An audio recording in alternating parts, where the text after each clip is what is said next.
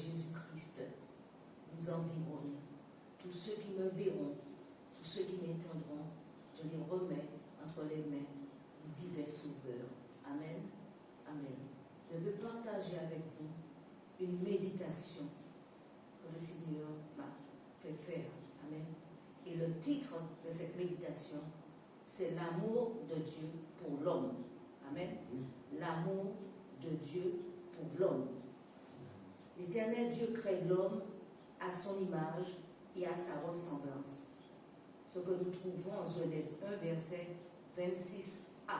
Et il le crée à son image et à sa ressemblance, après avoir tout créé. Puis Dieu dit, faisons l'homme à notre image, selon notre ressemblance. Amen. Amen. Il a tout créé. La création est déjà complète. Il a tout mis à la disposition de l'homme qu'il visitait chaque jour. Amen. Après la désobéissance de l'homme, Genèse 3, verset 6, lisez-moi s'il te plaît. Genèse 3, verset 6. Genèse 3, verset 6. La femme vit que l'arbre était bon à manger et agréable à la vue, et qu'il était précieux pour ouvrir l'intelligence. Elle prit de son fruit et en mangea. Elle en donna aussi à son mari qui était auprès d'elle, et il en mangea. Amen.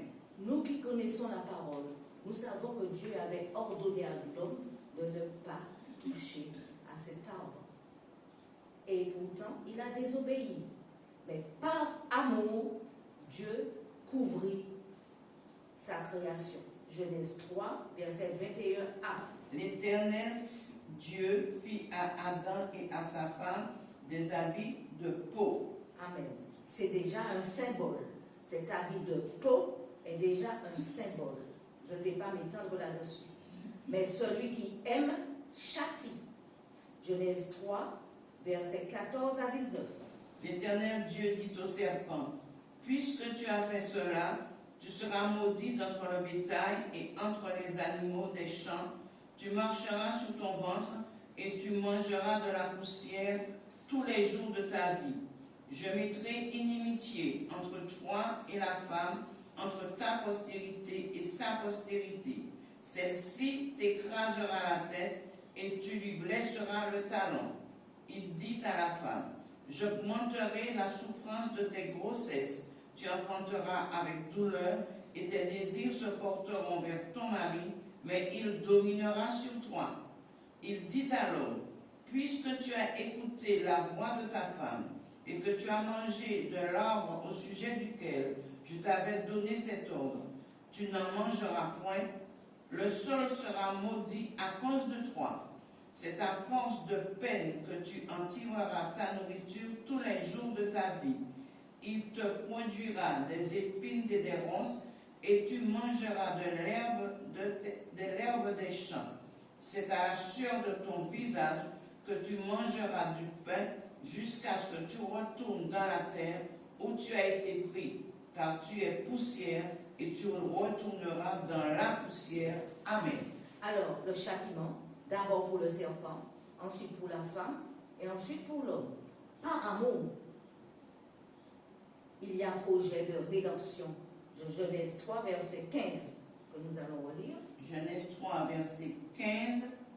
Je mettrai inimitié entre toi et la femme, entre ta postérité et sa postérité. Celle-ci t'écrasera la tête et tu lui blesseras le talon. Amen. Toujours par amour, l'Éternel comble sa créature, l'homme, de bénédiction lorsque ce dernier lui obéit. C'est le cas de Noé, avec la construction de l'arche. Cet homme qui a un comportement apprécié par Dieu, nous le retrouvons dans Genèse 6. Tout au long de l'Ancien Testament, l'Éternel Dieu n'a cessé de prouver son amour à sa créature, le reprenant quand il les fautait, les bénissant lorsqu'il lui obéissait. Nous allons passer maintenant au Nouveau Testament.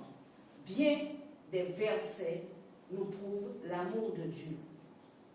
Jésus-Christ, le Fils de Dieu, déclare en Jean 15, verset 9, Comme le Père m'a aimé, je vous ai aussi aimé.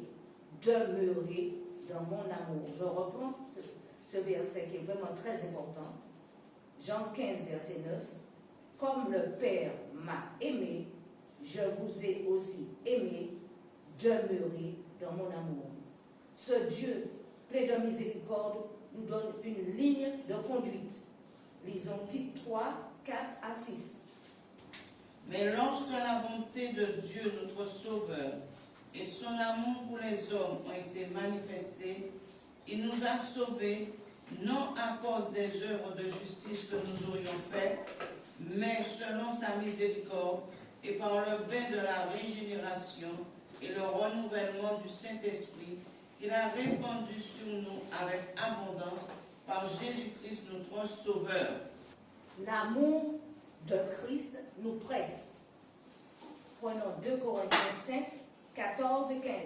Car l'amour de Christ nous presse parce que nous estimons que si un seul est mort pour tous, tous donc sont morts, et qu'il est mort pour tous, afin que ceux qui vivent ne vivent plus pour eux-mêmes, mais pour celui qui les a ressuscités, pour celui qui est mort et ressuscité pour eux. Amen. 1 Jean 3, verset 16a. Nous avons connu l'amour en ce qu'il a donné sa vie pour nous. Amen. Amen. 1 Jean 4, verset 9. L'amour de Dieu a été manifesté envers nous en ce que Dieu a envoyé son Fils unique dans le monde afin que nous vivions par lui. Amen. Amen. N'est-ce pas merveilleux? Ces quelques exemples nous montrent combien notre Dieu nous aime.